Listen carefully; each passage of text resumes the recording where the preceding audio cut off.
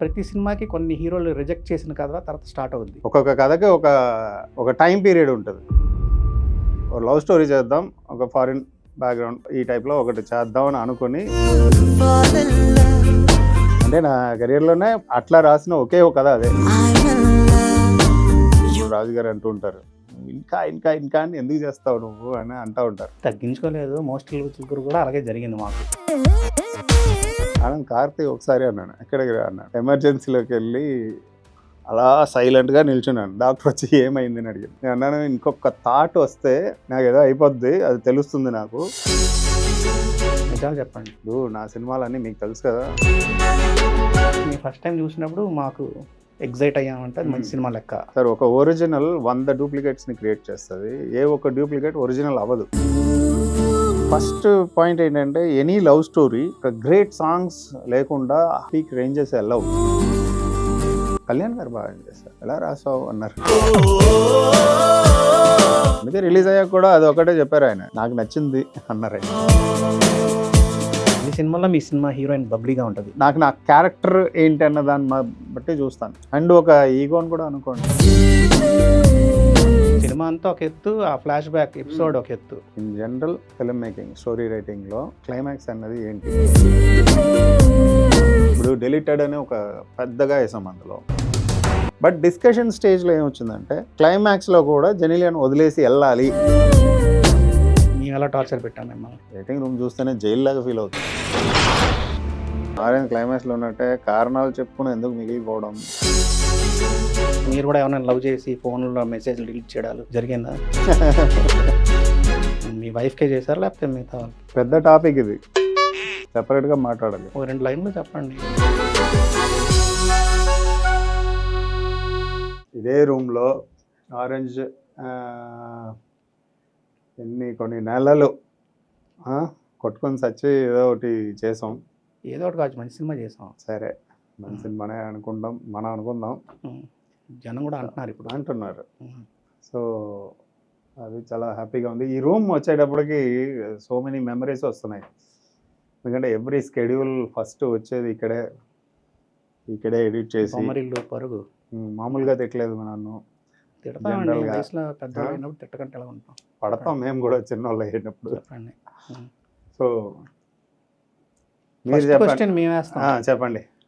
ప్రతి సినిమాకి కొన్ని హీరోలు రిజెక్ట్ చేసిన కథ తర్వాత స్టార్ట్ అవుద్ది. వాళ్ళకి ఆరెంజ్ ఎవరెవరికి చెప్పారు, ఎవరి దగ్గర రిజెక్ట్ అయింది? ఎవరి దగ్గర ఏం రిజెక్ట్ అవ్వలేదు. నిజాలు చెప్పండి. నిజం. ఓకే. ఫస్ట్ ఏంటంటే, చరణ్తో సినిమా అన్నది ఫిక్స్ అయింది. ఓకే, దాని తర్వాత ఫారెన్ బ్యాక్గ్రౌండ్లో ఒక లవ్ స్టోరీ చేద్దాం అన్నది ఒక సింగిల్ లైన్లో అనుకున్నాం. దాని తర్వాత కథ రాశాను.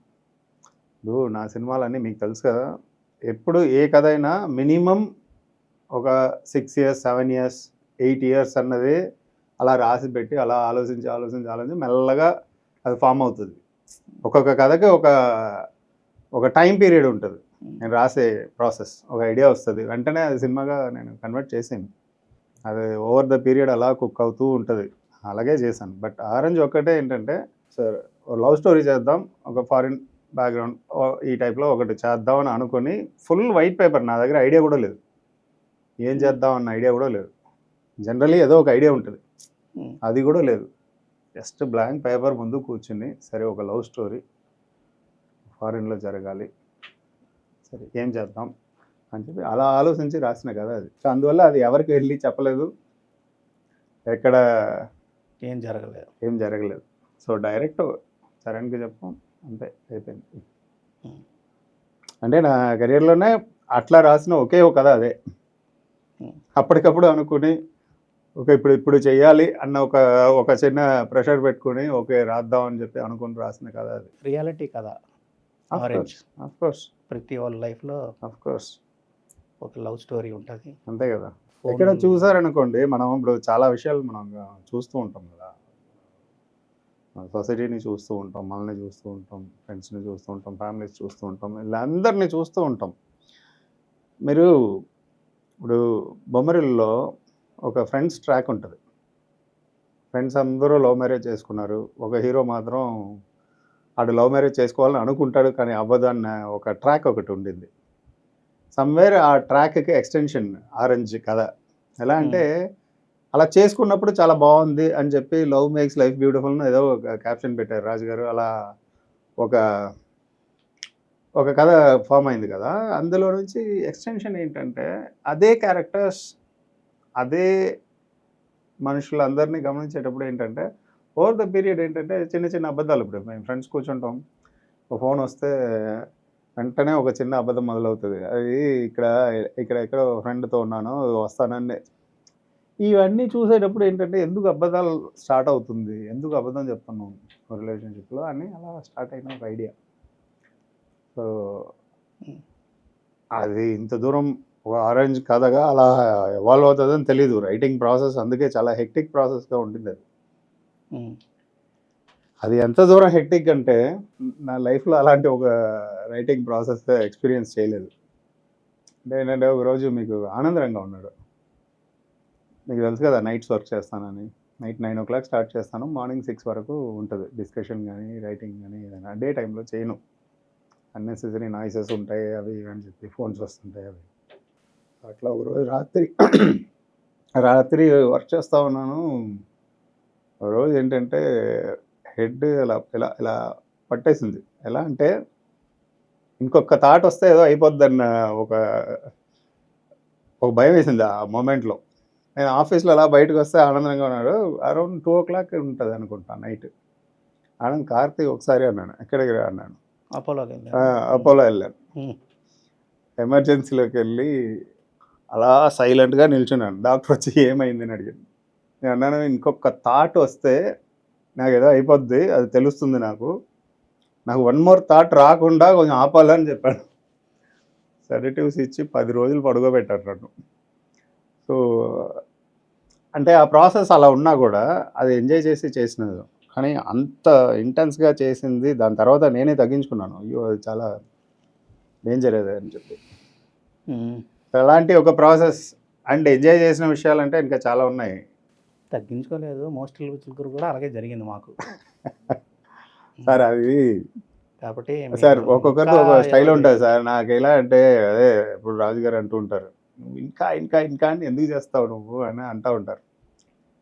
సార్ కథ సర్ఫేస్ లెవెల్ ఎలా ఉందో అలాగే డెప్త్ కూడా వెళ్ళాలి సార్. సో ఆ డెప్త్ వెళ్ళేటప్పుడు ఏమవుతుందంటే సమ్టైమ్స్ మీకు హోల్డ్ ఉంటుంది, సమ్టైమ్స్ హోల్డ్ ఉండదు.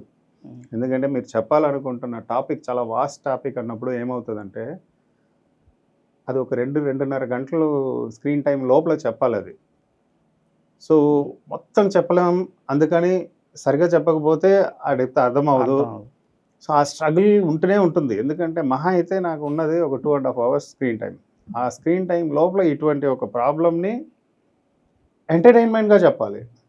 బోరింగ్గా చెప్పడం నాకు ఇష్టం ఉండదు. బేసిక్లీ నాకేంటంటే ఎంత చేసినా అది ఫన్నీగా చెప్పాలి, క్యారెక్టర్స్ ఎనర్జెటిక్గా ఉండాలి, సో కలర్ఫుల్గా ఉండాలి, మ్యూజిక్ ఇవన్నీ పై లేయర్లో ఉన్నవి. కానీ కింద ఏంటంటే ఈ కథ ఇలా చెప్పాలని అనుకుంటున్నప్పుడు సమ్టైమ్స్ ఆ డెప్త్ వెళ్ళేటప్పుడు చాలా కష్టంగా ఉంటుంది, దొరికిపోతాం. ఆ టాపిక్ని మ్యాక్సిమం ఎప్పుడు ఏంటంటే రిగ్రెట్ ఎందుకు లేదంటే నాకు ఆ సినిమా విషయంలో అంతకన్నా నా వల్ల చేయడం అవ్వదు. మ్యాక్సిమం ఏం చేయగలుగుతానో అది చేస్తాను. అందులో ఫ్లాస్ ఉన్నాయి, అది ఓకే. అది అఫ్కోర్స్ ఆ ఫ్లాస్ నేను యాక్సెప్ట్ చేసుకుంటాను. ఆ ఫ్లాస్ అన్నది ఏంటంటే బియాండ్ మై లెవెల్ అండ్ ఆ సినిమా తీసే టైం ప్రాసెస్ లోపల అది చెయ్యాలి, ఆ ఫుటేజ్ లోపల అది చెయ్యాలి. ఇలాంటివన్నీ ఉన్న సిచ్యువేషన్. లవ్ స్టోరీ అంటే దాంట్లో లవ్ సీన్లు అన్నీ కొత్తగా ఉంటాయిలేండి, అది డౌటే లేదు. ఇప్పటికీ రాలే నాకు తెలిసి కొన్ని సీన్స్. అమ్మాయి బర్త్డే అంటే పై నుంచి దూకేయడం, తర్వాత పులిని తీసుకెళ్ళి చూపించడం, ఇవన్నీ కొత్త సీన్లు, డౌటే లేదు. అవి కథ థీమ్లో నుంచి పడతాయి అలాంటి సీన్లు, మంచి సీన్లు. కంపారిజన్లో కాకపోతే ఏంటంటే కథ థీమ్లో నుంచి అంటే మేము ఫస్ట్ టైం చూసినప్పుడు మాకు ఎగ్జైట్ అయ్యామంటే సినిమా లెక్క. అలా మేము ఎగ్జైట్ అయిన సినిమాయే లవ్ స్టోరీ. పప్పి పప్పి అని బ్రహ్మానందం ఇతను మధ్యన సీన్స్, తర్వాత సాంగ్స్, అన్ని సాంగ్స్ బాగుంటాయి. అవును, సూపర్ హిట్. అవును.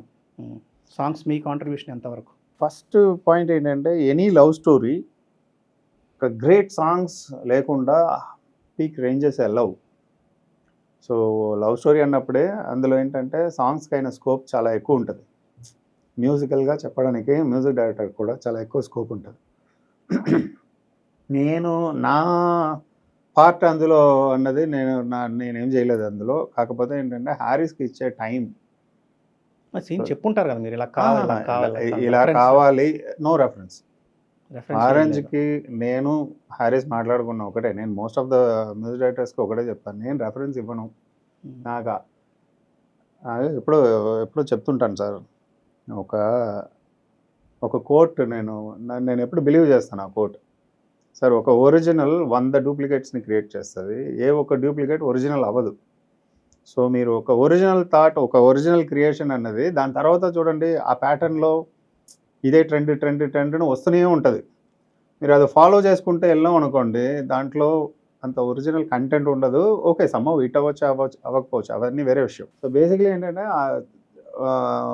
హారిస్ దగ్గర ఒకటే చెప్పాను, నేను రెఫరెన్స్లు ఇవ్వను, బట్ నేను 100 సార్లు సీన్ చెప్తాను, 100 సార్లు ఆ 3 చెప్తాను, అది నీకు అర్థమయ్యే వరకు చెప్తాను. నేను దాన్ని ఎన్నిసార్లు అయినా అడుగు, నా ఓపికగా చెప్తాను, నాకేం ఇది ఉండదు. బట్ ఏంటంటే రెఫరెన్స్ ఇవ్వను అంటే తను కూడా ఫుల్ హ్యాపీగా ఫీల్ అయ్యాడు. అస్సలు రెఫరెన్స్ అవసరం లేదు, ఆ 3 ఎవ్రీ టైం మ్యూజిక్ కంపోజింగ్ కూర్చున్నప్పుడు నేను ఆ 3 చెప్తాను, ఇట్లా ఉంటుంది అని. కానీ అది చేసిన తర్వాత ఆ ట్యూన్ మేబీ బాగాలేదనుకోండి, ఆర్ఎల్స్ అనుకున్న 3 దగ్గర రాలేదనుకోండి, 10 రోజుల తర్వాత ఒక మెయిల్ పెడతాను మెల్లగా. ఆ వర్కింగ్ స్టైలే వేరు. మెల్లగా మెయిల్ పెడతాను, ఇది పలానా రీజన్ వల్ల ఇది వద్దు, ఇంకోటి చేద్దామంటే మళ్ళీ వస్తాడు, మళ్ళీ ఒక ట్యూన్ చేస్తాం. అట్లా నాకు తెలిసి 6 to 8 months టైం ఇచ్చాను. అంటే మ్యూజిక్ మన ట్యూన్ స్టేజ్లోనే కార్లో మళ్ళీ వినే ఒక ట్యూన్, అంత క్వాలిటీ ట్యూన్స్ అవి. సో అవి బాగా నచ్చింది. దాని ఇన్స్ట్రుమెంటేషన్ చేసేటప్పుడు ఇంకో లెవెల్ ఉండేది, వాయిస్ మిక్సింగ్ అయ్యేటప్పుడు మిక్స్ అయిన తర్వాత సాంగ్స్ వేరే లెవెల్ ఉండేది. మనం ఎన్నిసార్లు విన్నాం కదా. సో షూర్ హిట్ అన్నది మనకి తెలిసిపోద్ది, భలే ఉంది ఈ సాంగ్స్ అన్నది. So out and out Harris credit అది. మనం చేసినది అంతా ఏంటంటే అది వచ్చేంత వరకు టైం ఇచ్చి, అది వచ్చేంత వరకు వెయిట్ చేసి, ఆయన మెల్లగా అలా చేస్తాడు. అదే పేస్లో మనం వెళ్ళి ఆయన దగ్గర నుంచి తీసుకోవడం జరిగింది. అంతకన్నా మనం చేసేది ఏం లేదు. హీరో కాస్ట్యూమ్స్ చాలా బాగుంటాయి ఆ సినిమాలో, హీరో ప్రెజెంటేషన్ లుక్. బేసిక్లీ ఏంటంటే అండి, క్యారెక్టరైజేషన్ ఏంటంటే గ్రాఫిటీని తీసుకున్నాను. గ్రాఫిటీ ఏంటంటే ఆ రోజుకి కొత్తది, అది కూడా కథ థీమ్లో నుంచి పుట్టిన ఐడియానే అది. నేను న్యూయార్క్లో ఒక గ్రాఫిటీ ఆర్టిస్ట్ని కలిశాను. ఆయన ఒకటి అన్నాడు, ఒక పెయింటింగ్ చేస్తున్నాడు ఆయన. నేను ఆయన దగ్గర మాట్లాడేటప్పుడు ఒకటే అన్నాడు, ఇంత బాగా చేసావు, ఇది ఏంటి అంటే, ఏమీ లేదు, నాకు సడన్గా నా చైల్డ్హుడ్లో ఆడుకున్న ఒక బొమ్మ అది గుర్తొచ్చింది, అది ఎక్కడో పోయింది, అది గుర్తు తెచ్చుకుని పెయింట్ చేశానంట. రేపు వచ్చి ఈ పెయింటింగ్ మీద ఎవడో ఒకడు వచ్చి వైట్ వాష్ చేసేస్తాడు, లేదా ఇంకొక పెయింట్ చేసేస్తాడు. మరి ఇంత మెమరీ దాని మీద పెడుతున్నావు, అది అలాగే ఉండాలన్న ఒక ఇది లేదా నీకు అంటే, లేదు, వన్స్ నేను అది పెట్టాను, అయిపోయింది నాది. రేపు అది ఉండొచ్చు, ఉండకపోవచ్చు. కానీ మనం పెయింటింగ్స్ ఏం చేస్తామంటే పెయింట్ చేస్తాం, దానికి వాల్యూస్ పెరుగుతాయి, తీసుకొచ్చి గోడ మీద పెట్టుకుంటాం, చాలా జాగ్రత్తగా ఉంటాం. సో హీరో ఒక మనస్తత్వానికి ఆ క్యారెక్టర్, ఆ చిన్న ఎలిమెంట్ సూట్ అవుతుందని అనిపించింది. సో గ్రాఫిటీ అనేది తీసుకున్న తర్వాత ఏంటంటే ఓవరాల్ ఫిలిం కలర్ఫుల్గా చేయాలని అనుకున్నాం. Then costumes, music, everything, locations అన్నీ ఎలా అంటే కలర్ఫుల్గా ఉండాలని డిసైడ్ అయ్యాను. అండ్ దెన్ కాస్ట్యూమ్స్ వరకు ఏంటంటే చరణ్ నేను కూర్చున్నప్పుడు ఇలా ఉండాలి అన్నది ఒక ప్యాటర్న్స్ అనుకుని రెఫరెన్సెస్ చూసి, దాని తర్వాత వాళ్ళు చాలా బాగా చేశారు. చరణే వెళ్ళాడు అప్పుడు కొనుక్కు రావడానికి, కొనుక్కొచ్చాక అవుట్ స్టాండింగ్గా ఉండింది. ఇప్పటికీ చెప్పుకుంటారు ఆ కాస్ట్యూమ్స్, మంచి కాస్ట్యూమ్స్, చాలా బాగుంటుంది. ప్లెయిన్ బనీన్లు, కలర్ఫుల్గా ఉంటుంది, క్లాసీగా ఉంటుంది. హీరోయిన్ క్యారెక్టరైజేషన్ అన్ని సినిమాల్లో మీ సినిమా హీరోయిన్ బబ్లీగా ఉంటుంది. అవును, కారణం అవును. బట్ ఇందులో కొంచెం బిగినింగ్లో ఓవర్ బబ్లీ అయిందో అంటే ముద్దు డబ్బింగ్ లో కొంచెం అది మనం అనలైజ్ చేసుకుని రిలీజ్ తర్వాత నేను తర్వాత మనం కూడా మాట్లాడుకున్నాం, ఫ్రీక్వెన్సీ కూడా కొంచెం ఇరిటేట్ అయింది. ఒక ఆ సౌండ్ ఎలా చేస్తుంది అంటే కొంచెం ఇరిటేట్ చేస్తుంది. అవన్నీ ఫైన్ ట్యూన్ చేసే అంత టైం మనకి అప్పుడు పోస్ట్ ప్రొడక్షన్ అప్పుడు లేదు. సో జనరలీ వదలం, కరెక్ట్ చేస్తాం, బట్ అప్పుడు టైం లేదు. బట్ టైం లేదన్నది ఒక రీజన్ కింద ఎక్స్క్యూజ్ కింద చెప్పకూడదు, అది మన డ్యూటీ. బట్ సరిగా క్యారెక్టరైజేషన్ వరకు ఏంటంటే ఒక ఇన్నసెంట్, ఒక విషయం గురించి ఏం తెలియని ఒక అమ్మాయి తర్వాత ఎలా ఎడ్యుకేట్ అవుతుంది వాడి ద్వారా. అదే తనతో చరణ్తో జరిగిన కాన్వర్సేషన్ నుంచే ఈ అమ్మాయి ఏంటంటే దీనికి నాలెడ్జ్ వస్తూ ఉంటుంది. నాలెడ్జ్ వస్తూ ఉంటే కాన్ఫ్లిక్ట్ పెరుగుతూ ఉంటుంది. అదే బేసిక్ ఐడియాగా తీసుకున్నాను. వాడి దగ్గర నుంచి ఏం నేర్చుకున్నా దాన్ని తిరిగి ఇచ్చేటప్పుడు కాన్ఫ్లిక్ట్ ఇంకా పెరుగుతుంది. సో బుర్ర లేదు నీకు ఇంతే ఉందంటే మాట్లాడి ఏదైనా కన్విన్స్ చేయొచ్చు. అది ఇంకా నేర్చుకుంటుంది, ఇంకో క్వశ్చన్ అడుగుతుంది, ఇంకా నేర్చుకుంటుంది, ఇంకో క్వశ్చన్ అడుగుతుంది. ఇంకా పీక్స్ వెళ్తున్నప్పుడు ఒక పాయింట్లో ఎట్లా కన్విన్స్ చేయాలన్న రేంజ్కి అందులో నుంచే కాన్ఫ్లిక్ట్ పుల్ చేయడానికి ట్రై చేస్తాను. క్లైమాక్స్ మనం అనుకున్నంత సినిమా మొత్తంకి క్లైమాక్స్ లాస్ట్ 10 minutes కొంచెం సాటిస్ఫాక్షన్ లేదని మేము ఫీల్ అయ్యాం, మీ టీం కూడా కొంత ఫీల్ అయ్యారు. దాని గురించి సార్ నేను అంటే హీరో ఏదైతే అనుకున్నాడో ఆ మాట పైన నిలబడలేదు అన్నది అనిపించింది లాస్ట్లో. అది మనం అందరం అనుకున్నాం. అది నేను దీనికి ఒకటి చెప్తాను. ఈ సినిమాని కాదు, in general film making, story రైటింగ్లో క్లైమాక్స్ అన్నది ఏంటి, ఏ క్లైమాక్స్ అయినా కానివ్వండి, action climax, emotional climax, comedy climax, ఏదైనా కానివ్వండి, జనాలు ఎందుకు సినిమాకి వస్తున్నారు? నేను ఆల్రెడీ కూడా ఎప్పుడో చెప్పాను ఎక్కడో, మనందరికీ కథలు ఎందుకు కావాలి? మనకి బట్టలు కావాలి, ఇల్లు కావాలి, ఫుడ్ కావాలి, ఇవన్నీ కావాలి, బేసిక్ నీడ్స్ అన్నీ కావాలి. బట్ మనం ఎందుకు స్టోరీస్ క్రియేట్ చేస్తూనే ఉన్నాం? సినిమా ఫామ్లో కానివ్వండి, literature form, normal regular stories కానివ్వండి, స్టోరీస్ ఎందుకు మనం కన్స్యూమ్ చేస్తూనే ఉన్నాం? మనకి ఎందుకు కథలు కావాలి? ఇప్పుడు ఆడియన్ వచ్చి 250 రూపాయలు టికెట్ ఇచ్చి వచ్చి ఏం తీసుకుంటున్నాడు? అందులో నుంచి స్క్రీన్లో నుంచి ఒక స్టోరీ తీసుకుంటున్నాడు. ఆ స్టోరీ కోసం 250 ఎందుకు ఖర్చు పెడుతున్నాడు? అంటే ప్రతి ఆడియన్కి కథ ఎందుకు అవసరం? ఎక్కడో దగ్గర తన లైఫ్లో ఎక్కడో ఇది జరిగింది అని ఫీల్ అవ్వగలిగితే మంచి సినిమా అని లెక్క, మా లెక్క ప్రకారం. మంచి సినిమా, మా చెడ్డ సినిమా అది పక్కన పెట్టండి. అంటే అలాగని కాదు, ఎక్కడో దగ్గర చిన్న కనెక్ట్ అవ్వాలి. కథ ఎందుకు కావాలన్నది బేసిక్ క్వశ్చన్ అండి. ఆ బేసిక్ క్వశ్చన్లో ఏంటంటే కథలో ఆడియన్స్కి ఏంటంటే రియల్ లైఫ్ అన్నది చాలా టఫర్ లైఫ్. రియల్ లైఫ్లో ఎవరు ఏ స్టేజ్లో ఉన్న లైఫ్ అయినా చాలా టఫ్ లైఫ్. ప్రతిదానికి మనం కష్టపడతాం, ఫైట్ చేస్తాం, పోరాడతాం, దాని తర్వాత మీకు ఏదో ఒకటి దొరుకుతుంది. క్లైమాక్స్లో కూడా ఏంటంటే ఆడియన్కి ఏంటంటే ఆ కష్టం నుంచి వాడు అలా రిలీవ్ అయ్యాడన్న ఫీల్ ఇవ్వాలి. ఇస్తే ఆ క్లైమాక్స్ వర్కౌట్ అవుతుంది. ఫర్ ఎగ్జాంపుల్ బొమ్మరిలో ఓపెనింగ్లో ఒక ఫాదర్ వచ్చి చేయి పట్టేస్తున్నాడు. 24 ఏళ్ళగా ఇదే పట్టుకుంటే ఎలాగా అని చెప్పి స్టార్ట్ చేసాం. అక్కడ ఓపెనింగ్లో మీరు ఏం ఫీల్ అవుతారు? పట్టేశాడు ఒకడు, ఎలా వదిలించుకుంటాడు వీడు, ఎలా వదులుతాడు వాడు అన్న మూడ్లోనే చూస్తాం. క్లైమాక్స్లో వచ్చి ఇలా వదిలేటప్పుడు ఆడియన్ ఎలా ఫీల్ అవుతాడంటే అమ్మయ్య నాకున్న ఒక బాధ పోయిందిరా అన్న ఫీల్ అవుతాడు. అక్కడ ఏంటంటే ఆ క్లైమాక్స్ అలా తీసుకుంటారు క్విక్గా. ఇక్కడ ఏంటంటే ఎండ్లో ఎన్ని ప్రాబ్లమ్స్ వచ్చినా నువ్వు మళ్ళీ అక్కడ ఉండు అని చెప్పి చెప్పడం అన్నది ఇంకా పట్టుకున్న ఫీల్ ఇచ్చింది అన్నది నా ఒపీనియన్. బట్ డిస్కషన్ స్టేజ్లో ఏమొచ్చిందంటే క్లైమాక్స్లో కూడా జెనిలియన్ వదిలేసి వెళ్ళాలి అన్నది మాట్లాడడం. 2 క్లైమాక్సెస్ ఉండింది. వదిలేసి వెళ్ళిపోతాడు అన్నది ఒక క్లైమాక్స్ ఉండింది. ఓకే, పట్టుకుంటున్నాడు అన్నది ఓకే, దాంట్లో పట్టుకుని ఉంటున్నాడు అన్నది ఒక క్లైమాక్స్. వదిలేసి వెళ్తున్నాడు అన్న క్లైమాక్స్ చేస్తే ఇలా వదిలిన ఫీలింగ్ వచ్చేది ఆడియన్స్కి. ఏంటంటే ఒక ప్రాబ్లం సాల్వ్ అయిందన్న ఫీలింగ్, ఆర్ఎల్స్ ఏంటంటే ఒక ఫ్రీడమ్, ఒక ఫీల్ అయ్యే వరల్డ్ అది. బట్ ఆ టైంలో నాకు అనిపించింది ఏంటంటే అఫ్కోర్స్ అది మేబీ అది కరెక్ట్ అవ్వచ్చు, బట్ ఎథికల్గా ఒక హోప్లెస్గా మనం చెప్పొద్దు. ఇంతసేపు మనం రన్ చేసుకుంటూ వచ్చాం, ఇన్ని క్వశ్చన్స్ రేస్ చేస్తాం, ఎండ్లో వచ్చి ఒక హోప్లెస్గా పదా నువ్వు నీ దారి చూసుకో, నేను నా దారి చూసుకుంటున్నానని వెళ్ళిపోతున్నారన్నది మేబీ కథకి క్లైమాక్స్కి అది హెల్ప్ అయ్యేదేమో. పర్సనల్గా నాకేంటంటే చాలాసార్లు మాట్లాడాం ఆఫీస్లో, హోప్లెస్గా ఎండ్ చేయొద్దండి, అట్లీస్ట్ ఏంటంటే ఇద్దరు కలిసి ఉంటారన్నది ఎండ్ చేద్దాం. అలా కలిసి ఉన్నప్పుడు ఇలాంటివి ఉంటాయి మళ్ళీ అగైన్ అండ్ అగైన్. అందుకే ఆరెంజ్ టైటిల్ మీనింగ్ కూడా చెప్పాను. Fantastic meaning. సో ఒక డేకి నైట్ అన్నది ఒక కష్టాలు అనుకుందాం, డే అన్నది ఒక సంతోషాలు అనుకుందాం. Hmm.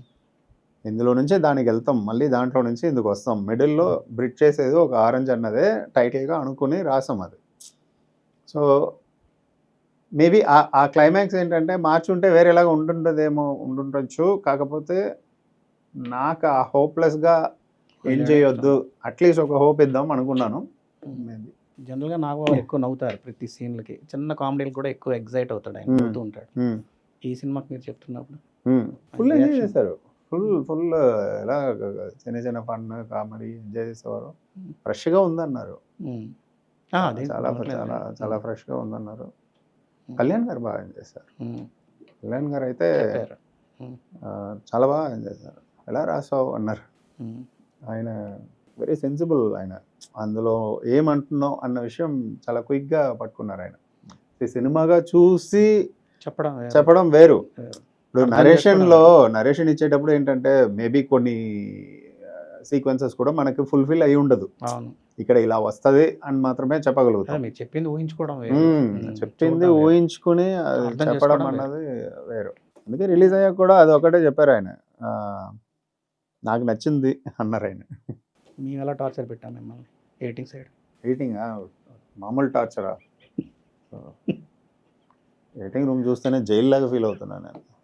చూడండి సెటప్ అలాగే ఉంది. ఇంతకంటే మీ దగ్గర ఒకటే ఏంటంటే మనం అన్ని సినిమాలు చేస్తూ ఉన్నాం, సో ఏంటంటే ఒక సైడ్ సపోర్ట్ డెఫినెట్ గా సపోర్ట్ భయంకరంగా ఉంటది. మొహం మీద మిమ్మల్ని పొగడం నచ్చలేదు కాదండి, మిమ్మల్ని పర్వాలేదు అంటే రిలాక్స్ అవుతారండి. అందుకే పర్వాలేదు కాదు, చెత్తగా ఉందని అంటే అప్పుడు ఆలోచిస్తారు, ఎందుకు చెత్తగా ఉందని కొంచెం బెటర్గా ఆలోచిస్తారని మా ఉద్దేశం. అయితే మిమ్మల్ని తిట్టాలి మాకేముంది, డబ్బులు ఇచ్చింది న్యాయంగా పనిచేయాలి, ఉన్నది ఉన్నట్టు ఓపెన్ గా ఫస్ట్ మేమే అది ఏ సినిమాకైనా మీరు అలాగే కదా చెప్తాం, అంతే. అంతే, లేదు హీరో అనుకున్నది పర్ఫెక్ట్, ఒక మాస్ ఓరియంటెడ్ ఫిల్మ్ తర్వాత కంప్లీట్గా టోన్ డౌన్గా ఒక లవ్ స్టోరీ చేయడం అనేది ఎప్పుడు కరెక్ట్, అది కరెక్ట్. ఇప్పుడు బిల్లా తర్వాత అనుష్క డైరెక్ట్ అరుంధతి తర్వాత బిల్లా చేసింది ఆవిడ, అంత మంచి క్యారెక్టర్ తర్వాత ఇది మంచి క్యారెక్టర్ కాదని కాదు, గ్లామర్గా చేసింది. ఆ ఫ్లేవర్ అది పర్ఫెక్ట్, ఆయన తీసుకున్న డిసిషన్ అది. థర్డ్ రిలీజ్ అది కూడా అడ్వాన్స్ బుకింగ్ చాలా బాగుంది అంటున్నారు. ఫిల్మ్ మేకింగ్ నేను ఒకటే అనుకుంటాను సార్, నా సినిమాకి ఏ సినిమా అయినా రాసేటప్పుడు ఒక లాంగ్ ఒక పీరియడ్లో అది ఎలా గుర్తుండాలని అనుకుంటాను. సో అలాంటప్పుడు ఏంటంటే ఎంచుకుంటున్న పాయింట్ ఏంటంటే మన ఇష్యూస్, మనందరికీ కామన్గా ఉన్న ఇష్యూస్, అందులో మనం చూడని గమనించని ఒక యాంగిల్, స్టిల్ మనం ఆ ప్రాబ్లంతో రన్ అవుతూనే ఉన్నాం, ఈ ప్రాబ్లం సాల్వ్ చేసుకుంటే ఇంకొంచెం బాగుంటుంది అన్నది ఉంటుంది ఫస్ట్ ఏ కథ రాసేటప్పుడైనా. అలాగే థియేటర్కి వచ్చి వెళ్ళిన ఆడియన్స్ ఏదో ఒక టేక్అవే తీసుకెళ్ళాలని అనిపిస్తుంది. 2.5 hours ఎంజాయ్ చేస్తాం అన్నది కూడా ఒక విషయమే, కానీ ఏంటంటే ఏదో ఒక థాట్ ఇంటికి తీసుకెళ్ళాలన్న అది ఒక పర్సనల్ సాటిస్ఫాక్షన్ ఇస్తుంది. మీరు కూడా ఏమైనా లవ్ చేసి ఫోన్లో మెసేజ్లు డిలీట్ చేయడాలు జరిగిందా? లేకపోతే అనుభవం ఆ సినిమాలో పెట్టలేరు కదా మీరు? మీ వైఫ్కే చేశారు లేకపోతే మిగతా వాళ్ళకి? ఎంతమందికి డిలీట్ చేశారు ఫోన్లు? ఉంటాయండి, డిలీట్ చేసి ఇంటికి వెళ్ళడాలు కథలన్నీ ఉంటాయి. అవి నాకంటే మీరు రాయలేరు కదా సీన్లు. ఉంటాయి, పర్సనల్ విషయాలు ఉంటాయి. చెప్పండి, ఇంటర్వ్యూలో తప్పేమని. పర్సనల్ విషయాలు ఉంటాయండి. ఏంటి పర్సనల్ ఫోన్ ఇస్తే ఫోన్ తీసి ఇచ్చేస్తామా ఏంటి? ఇవ్వం కదా. ఇంటికి వెళ్ళినప్పుడు మీరు డిలీట్ చేసి వెళ్ళే అంత అదని కాదు. జనరల్ ఏంటంటే ఆ మూమెంట్లో ఇప్పుడు బుక్ చదువుతుంటే తీసి విసురుతుందని ఒక ఇది ఉంటుంది. అది ఎక్కడో ఏదో చూసిన ఇమేజ్, అది ఆ ఇమేజ్ గుర్తుండిపోయింది అంతే. అది ఎప్పుడు చూసానో, అది మూవీయా లేదంటే ఏదైనా ఒక డాక్యుమెంటరీయా లేదా ఏదైనా యూట్యూబ్ వీడియోవా, ఏదో సంథింగ్ ఏదో ఒకటి చూసిన ఒక ఇమేజ్ మాత్రం గుర్తుండింది. సో అలాంటివి కనెక్ట్ అవుతాయి. సినిమా అంతా ఒక ఎత్తు, ఆ ఫ్లాష్ బ్యాక్ ఎపిసోడ్ ఒక ఎత్తు. ఫెంటాస్టిక్ బ్లాక్ అది. ఇప్పుడు డెలిటెడ్ అని ఒక పెద్దగా వేసాం అందులో, అది కూడా ఆ ఫాంట్ ఎక్కడో చూసాను, ఆ ఫాంట్ ఎక్కడో చూసింది ఎక్కడో స్ట్రైక్ అయి ఉంటుంది, అట్లనే కనెక్ట్ అవుతుంది. ఆ నాట్స్ అన్నీ ఎలా పడుతుంది అంటే మనకు తెలియదండి, మన బ్రెయిన్లో చాలా ఉంటాయి డేటా, ఆ డేటా ఎక్కడి నుంచి దేనికి ఎలా కనెక్ట్ అవుతుంది అన్నది మనకు తెలియదు. రైటింగ్ ప్రాసెస్లో ఉన్న ఒక ఇంట్రెస్టింగ్ ఎలిమెంటే అది. అరే ఇది తీసుకొచ్చి ఎలా ఇక్కడ పెట్టాం అన్నట్టు ఒక సర్ప్రైజింగ్గా ఫీల్ అవుతాం రాసేటప్పుడు. అదే మనకి చాలా ఎగ్జైటింగ్గా అనిపిస్తుంది. అరే భలే భలే తీసుకొచ్చాము ఏదైనా అనిపిస్తుంది. తర్వాత ఇంకొక మెయిన్ క్వశ్చన్, హీరోయిన్ అందరూ జనరల్గా హీరోయిన్ ఎక్కువ డీగ్రేడ్ చేసి సినిమాలు చేస్తున్నారు. ఎంత డీగ్రేడ్ చేసి మాట్లాడితే అంత చప్పట్లు కొడుతున్నారు, అందుకు అలా రాస్తున్నారు అంటున్నారు. మీ హీరోయిన్లు అందరినీ మీరు కప్పి నీట్గా ఎక్స్పోజ్ చేయకుండా తీయడానికి కారణం? పెద్ద టాపిక్ ఇది, సెపరేట్గా మాట్లాడాలి. 2 లైన్లు చెప్పండి. అంటే బ్యూటీ అన్నది మనం ఎట్లా ఇప్పటి వరకు మనం ఆ థాట్ని ఎలా మనం బిల్డ్ చేసుకుంటూ వచ్చాం అన్నది ఉంది. అది ఇవాళ తీసే సినిమాలో ఇప్పుడు ఉన్న జనరేషను కాదు, అది ఓవరాల్గా బ్యూటీ అన్నది ఎట్లా తీసుకొచ్చాం మనం దాన్ని ఎలా క్రియేట్ చేసాం అన్న దాని మీద ఉంది. దాని మీద ఒక కథే రాయొచ్చు, ఆలోచిస్తున్నాను రాద్దామని. రాయండి. అంటే ఏంటంటే అలా అబ్జెక్టిఫై చేసి చేయడం అన్నది ఎక్కడో వాళ్ళు కూడా యాక్సెప్ట్ చేసుకుంటున్నారా అన్నది ఒక ఫీలింగ్ ఉంది. నాకేంటంటే కొంతవరకు ఉంటుంది, బట్ నా క్యారెక్టర్ ఏంటి అన్న దాన్ని బట్టి చూస్తాను. అండ్ ఒక ఈగోని కూడా అనుకోండి, అట్లా చూపించి సినిమా సక్సెస్ చేయాలా అన్నది ఉంటుంది. కరెక్ట్. నా పెన్ ఉంది, ఈ పెన్లో బలం లేదన్నప్పుడు అలాంటివి చేద్దాం, నమ్ముతున్నాము, చేయలేము. ఇంకొకటి జనరల్ క్వశ్చన్, ఇన్స్టిట్యూట్స్ ఎంతవరకు హెల్ప్ అవుతాయి? ఫిలిం ఇన్స్టిట్యూట్స్ ఎంతవరకు హెల్ప్ అవుతాయి? ఎంతవరకు హెల్ప్ అయ్యాయి? ఇన్స్టిట్యూట్స్ హెల్ప్ అవుతాయి. ఎలా అంటే ఇప్పుడు ఉన్న జనరేషన్కి తెలీదు, ఎందుకంటే ఎక్స్పోజర్ చాలా ఎక్కువ ఉంది. మీకు యూట్యూబ్ ఓపెన్ చేస్తే మీకు స్క్రీన్ ప్లే రైటింగ్ ఎలాగన్నది ఒక వందల వేల వీడియోస్ ఉన్నాయి. ఆ టైంలో అలా లేదు కదా. మనం సినిమా అంటే ఏంటి, ఒక బేసిక్ దాంట్లో ఉన్న డిపార్ట్మెంట్స్ ఏంటి, అందులో ఉన్న ఫంక్షన్స్ ఏంటి, అందులో ఉన్న డీటెయిల్స్ ఏంటి అనేది. ఇప్పుడు నేను ఇన్స్టిట్యూట్ చదివేటప్పుడు అప్పుడు ప్రాసెసింగ్ ఉండింది, ఫిలిం ప్రాసెసింగ్ అన్నది ఒక ఫిలిం ప్రాసెసింగ్లో ఏంటి, ఆ ప్రాసెసింగ్లో డెవలపర్ కెమికల్స్ ఏంటి, ఫిక్సర్ కెమికల్స్ ఏంటి, ఏ స్టాక్కి ఏ డెవలపర్ ఏ ఫిక్సర్ వాడాలి, దానికి ఏంటంటే మా కెమిస్ట్రీ ల్యాబ్లో ఒక చిన్న ల్యాబ్ ఉండింది. మేము డెవలపర్ కెమికల్, మేము ఫలానా స్టాక్కి ఇది ఫార్ములా, ఇది తయారు చేయాలి, ఫిక్సర్ తయారు చేయాలి, మేమే లిక్విడ్ తయారు చేసి ఎక్స్పోజ్ చేసి డెవలప్ చేసి చూసేవాళ్ళం. ఇవన్నీ తెలియదు కదా, డైరెక్ట్గా వచ్చి ఉంటే తెలియదు. కొంచెం మీకు ఏ వర్క్ అయినా సరే మీకు ఫుల్ కమాండ్ ఉందనుకోండి, డిపెండెన్సీ తగ్గుతుంది, డిపెండెన్సీ చాలా తగ్గుతుంది. అంటే ఈ పని చేయడానికి నేను ఎవరో ఒకరు హెల్ప్ కావాలి, వాళ్ళు చెప్పిందే కరెక్ట్ అన్న రేంజ్కి డిపెండెన్సీ ఉంటుంది. అది అవసరం లేదు మనకి. అర్థమైందా మీకు? కమాండ్ ఉందనుకోండి, మీకు మీరు చేసేయచ్చు, ఏదైనా చేయొచ్చు. అట్లా మనకు ఒక బేసిక్ కమాండ్ రావడానికి అన్ని department, cinematography, editing, sound, mixing, processing are what ever, అన్నిట్లో మీకు ఒక కమాండ్ రావడానికి ఇన్స్టిట్యూట్ హెల్ప్ అవుతుంది. బట్ ఓన్లీ ఇన్స్టిట్యూట్ బేస్ చేసుకుని ఇమీడియట్గా వచ్చి చేసిన వాళ్ళు ఉన్నారు.